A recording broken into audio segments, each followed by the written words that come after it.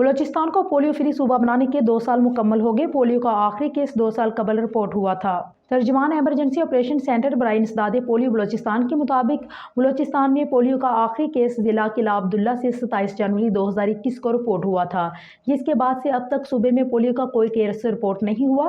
اس طرح صوبے کو مسلسل 2 سال سے پولیو فری صوبہ ہونے کا اعزاز حاصل ہو گیا۔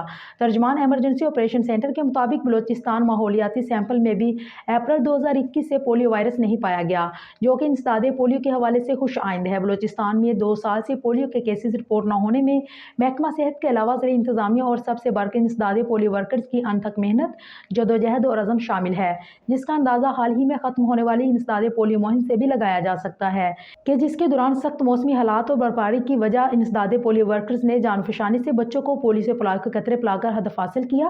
بلوچستان میں انسداد پولیو کے حوالے سے یونیسیف اور WHO کی کاوشیں بھی قابل تعریف ہیں۔ اس سے قبل 2020 میں بلوچستان میں پولیو کے 26 اور 2019 میں پولیو کے 12 کیسز رپورٹ ہوئے تھے۔